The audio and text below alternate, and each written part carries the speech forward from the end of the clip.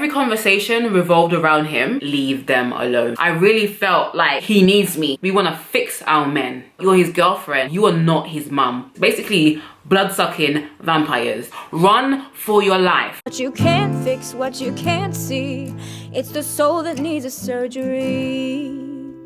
Hey guys, and welcome back to my channel. Hope you guys are doing well. I'm really sorry that this video is a few days late. That's because I just put on my first ever event. It was called the Blogger Marketplace, and it was basically an opportunity for bloggers to sell clothes to their followers and for followers to buy clothes from the bloggers. And it was absolutely freaking amazing. I had so much fun meeting all of you guys. Due to popular demand, I will be doing another one soon. Yeah, lots more to come for 2018. And one last thing, a lot of you guys say that, Breeny, I wish more people saw your videos. I wish you had more followers. I wish you had more subscribers. I wish more people knew how good your videos were. You guys can help by liking this video. When you like this video, it basically just puts my videos higher up on the list. So the more likes I get on the video, the more visible I am. So do me a favor, go down, press like on this video. If you come to the end of the video and you don't like it, take the like off and it's all good. No hard feelings. But please like my video so that I can be visible to more people. But let's get into the video. Now, I really did not want to talk about this topic. And I sometimes put my foot in my mouth because I'm always like, let me know if you want me to talk about this. And in the comments, everyone's like, yes, talk about it. I'm like, damn, I can't get out of it now. I didn't want to talk about this topic because, for one, I'm not a psychologist. I'm not qualified. But I never talk about things that I don't have experience in and knowledge on. So I was dating this guy, and one day when I was coming home from church, I felt like God was telling me, search the definition of a narcissist. And when I searched this, I was like, whoa, this explains everything. Like all the characteristics, all the things that he did that I hated so much was explained in this one video. And I was like, boy, this is so deep. And so I have been researching and understanding what it means to be a narcissist. And I really want to help you guys because some of you may be dating a narcissist and you don't even know it. And I kind of want to bring understanding to what you may be going through or what you may have been through. Your friends could be narcissists, your parents could be narcissists. I know now, looking back and having done the research, that my father was a narcissist. All the traits of a narcissist, my father had it. And it's no surprise that I am attracted to narcissists because of, obviously, you attract people that are like your father. Just somehow, spiritually, that's just what happens. So narcissistic personality disorder is actually a real disorder. And I'm reading from Wikipedia at the moment, and it says, narcissistic personality disorder is a personality disorder in which there is a long-term pattern of abnormal behavior characterized by exaggerated feelings of self-importance, an excessive need for admiration, and a lack of understanding of others' feelings. That last part, and I just want to let you guys know some of the telltale signs that you may have dated a narcissist, because one of their exit strategies is to basically jump in a relationship with someone else. So your ex may actually have been a narcissist. Don't worry, I got you. Now, one of the first signs of a narcissist is that initially, when you meet them, they are the sweetest person you have ever met in your life. They are the most charming, they're confident, they're boisterous, borderline arrogant. But the thing is, they will treat you so well. They'll take you to nice restaurants, buy you lavish gifts, basically spoil you. And the term in psychology is called love bombing, where they just love bomb you. Whoa, you just be like, oh my god, guys, I just met the man of my dreams. But be warned, they may give you so much attention, call you every hour of every day. I just want to hear your voice. I love you so much. They fall in love very quickly. They make plans very quickly. They sell you dreams very quickly. Everything is so quick that it's almost overwhelming. But some of us, because we haven't felt that love before, we're just like, oh my god, guys, this is the one. I feel like I found bae. Be careful. It's almost so like fairy tale like. They'll say things like, we are soulmates, or you just understand me like no other. And they'll basically mold and fit to what they perceive you want. So it's not necessarily who they are, but they'll mold and they'll fit to who they think you want. Their goal is to get you. Their goal is to win you over. And I know a lot of you are probably sitting there thinking, yeah, so what's wrong with that? That's cute. No, that's only cute because you've been sold this fairy tale, fantasy, Disney, wahala, trash of a guy needs to do this and this and this and this and this and this and this and this. And I'm gonna link a video below, and his name's Dozy, and he basically talks about why we chase after bad guys. And ultimately, it's because they give us everything that we want, but not necessarily everything that we need. Yes, the gifts are amazing. Yes, the fancy restaurants are amazing, but what else? Do they correct you? Do they give you what's needful? Okay, Louis Vuitton bags are great once in a while, but if they're always throwing everything at you in the beginning, be very careful. And like I said, the term is called love bombing. And another trait of a narcissist is that it's literally all about them. You are all about them. It's like the guys that take trophy wives. It's not even really about you. You're just like a piece of the puzzle, but it's all for them to look good. And I remember a guy that I was dating who I believe was narcissist or had narcissistic traits. So some people have narcissistic, okay, because I can't speak, yeah, I'm just gonna use the short term narc. So some people have narc tendencies, but some people are literally just narcs. So yeah, this guy that I was seeing, literally, I didn't realize in the beginning, but every conversation revolved around him. It was all about his story, his dreams, his future, his plans, his history. Looking back now, it's so crazy, but I can't remember one moment that he ever asked me about my dreams or what I'm doing, you know? It was all literally about him. And so there's always 3 stages to narc behavior. So love bomb you, devalue you, and then discard of you. So it turns from love, showering you with love, and so once he knows he's got you, then it turns to devaluing you, wanting to change you, making snide comments, just being rude and obnoxious. He'll put you down to make himself feel better. And a lot of these guys usually go for really strong women, and it's like a challenge for them to try and break you down. Narcissists are literally sick, very sick, and it's all psychological warfare. It's all happening in the mind. So people on the outside, they may not know. They may think, oh, he's so amazing. I know my father, everyone thought he was so amazing on the outside, but at home he was wicked. God forgive me. But it's fact. And so it's like whatever they do is so big and huge, but whatever you do, even if it's a big accomplishment, something that you accomplish, they'll make it small or they'll divert attention back to themselves because it literally is just all about them. They don't care about you. They never cared about you. It was always about them. You were literally just a means to an end. And they will literally just start picking at your self-esteem, especially if you're a very like sure person. That's why I'm so scared, because I'm like, I built up all this self-esteem, all these years, I'll be damned if a guy comes and tries to break me down. I will not move.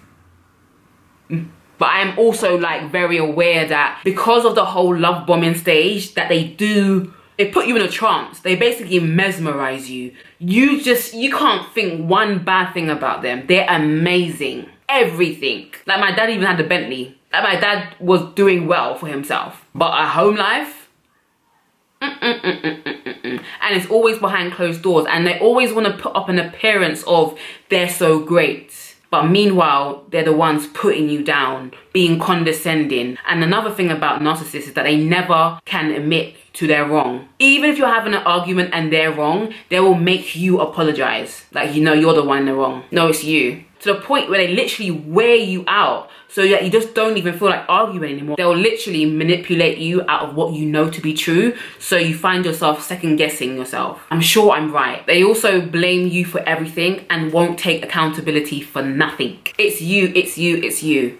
It's always your fault. They will take no responsibility. If you didn't do that, I wouldn't have reacted this way. No responsibility. It's you. Done. And another thing about them is they lack empathy. So you could be crying, you could be so upset. They will sit there with a straight face. Like they're confused. I don't know why you're crying. Because you're sick. That's why I'm crying, because you're sick. And you've emotionally manipulated the woman so much that she can't even fight back. And they'll say crazy things like, you're too sensitive. It's not that serious. You're crazy. I'm crazy. I'm crazy. They'll also start to pick away at your appearance. Why don't you change this? Or why don't you wear this? Or you're not wearing that. Try to control you. And I know a lot of you guys are probably thinking, this sounds like domestic violence. This sounds like a lead up to domestic violence. And this is actually where it starts. Before a man puts his hands on you, he puts his tongue on you. He puts his words on you. And he breaks you down. Break. So the moment he hits you, you are already crippled down to the ground anyway. Like mentally. Like girls, keep your mind. Especially young girls, young women, mature women, older women, keep your mind. Your mind, it should be your most valued, treasured possession. Honestly, once your mind is gone, you are completely finished. Once your fight, your power, your will, your determination is gone, it's a wrap. And my job really on YouTube is to build self-esteem. It's to build that back up in you. Yes, I know you've been hurt. Yes, I know you've been through that. But you can actually rise again. You can rise again. And so they make little digs just to wound you, to basically like sow a seed of insecurity. They'll say stuff like, yeah, that's not really your color. Just unconstructive criticism. And like I said in my last video, there's ways that you can say something. If a guy doesn't like you wearing that much makeup, they're not going to be like, take that makeup off. Like, no, or put that makeup on. You look better with makeup, or you look better without makeup, and just be rude about it. You can be like, babe, I know you like your makeup, but I prefer you natural. I prefer you beautiful. I prefer you in your natural state so I can kiss your face without getting makeup on my tongue. So basically all tactics of manipulation, they'll use it. Silent treatment, projection, lies, cheating, isolation, threats, fears. And what I'm talking about is the extreme end of it. But I'm warning you guys now so that you don't have to get to the end of it. If you see even one of these traits or two of these traits, run for your life.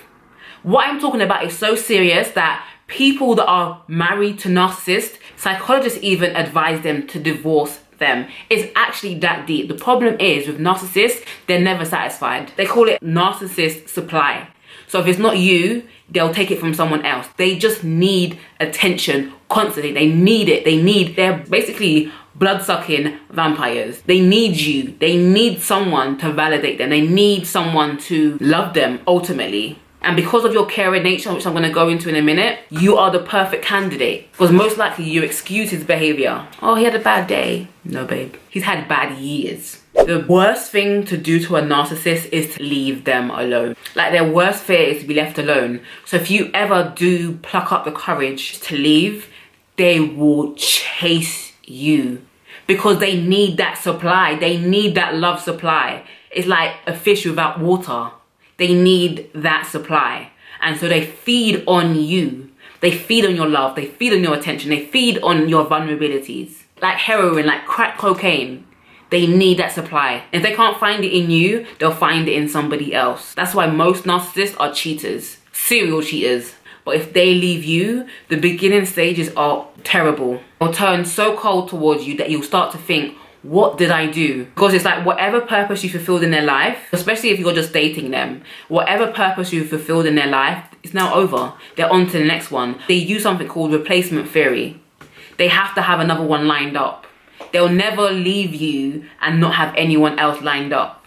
So that guy that you're thinking about, oh, why did he just go cold turkey on me? Why did he block me? It's because he has someone else lined up. And so that's basically a narcissist in a nutshell. They'll love bomb you, then mask comes off. Then they start to devalue you. Little snide little ones in the beginning. And then finally, they'll discard of you. For those who aren't in a relationship with narcissists, make sure you catch them. The best contact for narcissists is no contact at all. Cold turkey. You literally need to cut off their supply. They'll go crazy, but you'll be fine. You'll live. They'll have to find someone else to manipulate. But don't let that be you. And I really feel like we should have a narcissist offenders list because the damage that it does to women is out of this world. Some people have post-traumatic stress disorder, anxiety, depression after being in a relationship with these guys. It's very, very deep. Emotional abuse is one of the hardest and deepest abuse out there. All abuse is bad, but something about your mind is so fragile that you need to protect it at all costs. The problem with a lot of narcissists is that they've often been abused before or neglected. Most narcissists, especially men, have mummy issues, unresolved mummy issues, or their mum was a narcissist as well. Women and men can both be narcissists. They just kind of operate in different ways. So don't get that twisted.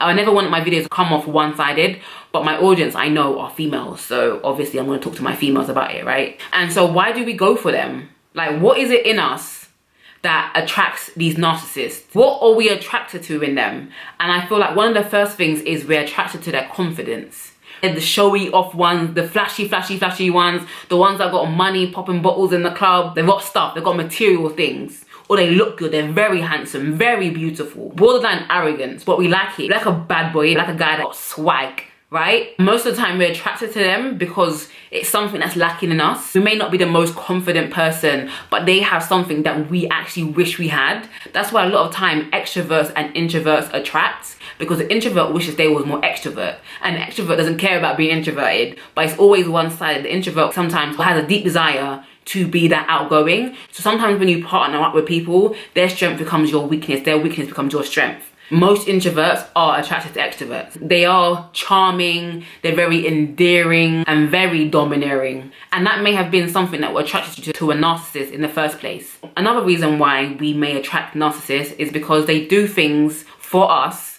that no one's ever done before. And so in your mind, you're like, he's perfect. He's Prince Charming. Mom, I found the one. We gonna get married. And so they make us feel special.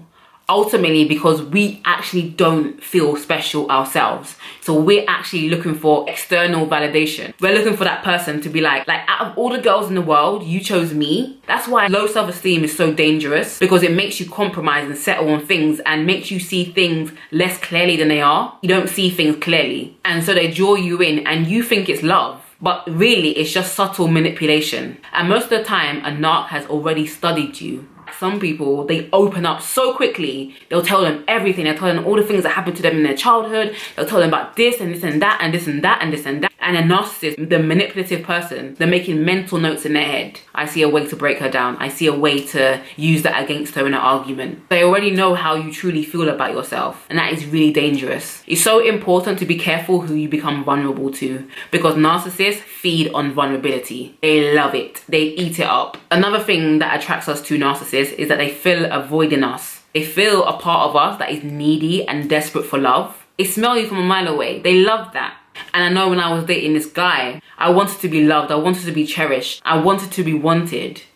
And that was like a really bad place. Like, that was a really bad season of my life where I just was so lonely and I just needed someone to fill that void, and he was there.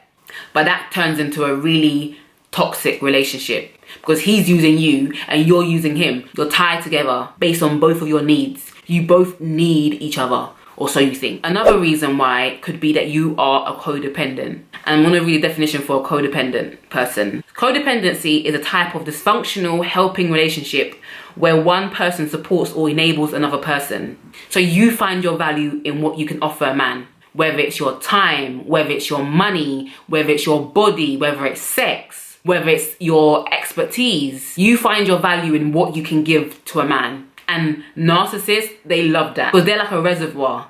They just need. It can never be filled. They're like a bottomless pit. So you always end up being drained because you're the giver and the narcissist is the receiver. Take. So you're always the first to apologize. They're like, I got her right in the palm of my hand. Sad thing about codependency and people that are codependent is that you don't feel lovable unless you're being used, unless you're being useful. That's why some codependents are just the biggest enablers. They'll give at the expense of their own self. And that's why a lot of girls who go through breakups or the guy breaks up with them, they'll always say, but I did this for him, I made him who he was, I did this, I did that. But why? Who told you to? You're not his mum. Never try to be a guy's mum. You are not his mum. You stand side by side with that man. And most of the time we suffer from codependency. We go into a relationship with this savior complex. I'm gonna save him, I'm gonna change him. No, babe. The way the man is the way the man's gonna be. We wanna fix our men. We take pleasure and pride in it.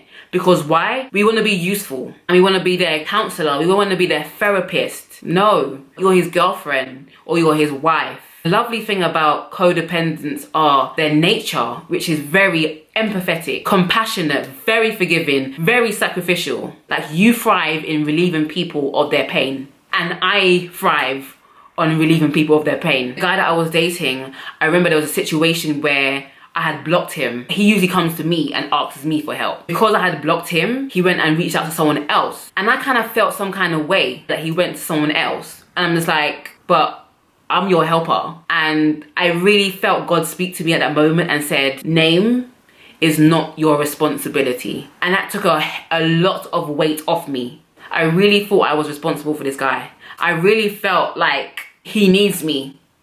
No, he needs Jesus. That's it. And I must say, the nature that you have, being compassionate, being forgiving, being sacrificial, these traits you have are absolutely beautiful traits to have. And you should never ever change. But you need to be careful. You need to go into relationships with your eyes wide open. You need to be awake, because there's predators out here that prey on people just like you. And I want you to be warned, and I want you to be careful that you will never enter another relationship or enter a relationship with a guy that emotionally abuses you. And we sometimes have to really go back to ourselves and do a lot of self-evaluation. And we've got to really see what causes us to be this way. It may be unresolved childhood injuries that we haven't actually gotten over or resolved within ourselves. I want women to be whole. I want you guys to be right. And for those of you who may be with a narcissist, see this video as your get out of jail free card. This is your warning. And I'm really speaking to people who are in relationships, not married. There are tons of videos for people that are married who are trying to get out of these relationships. I'm afraid can't help you, because I never married a narcissist, but I definitely dated one.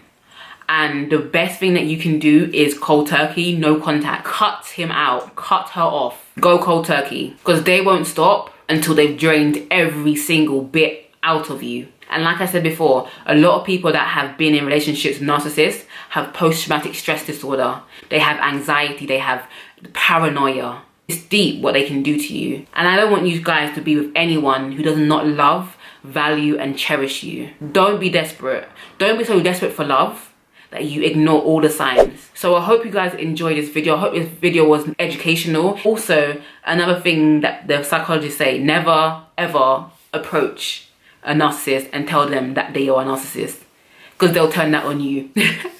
They'll use reverse psychology on you. Then they won't believe it.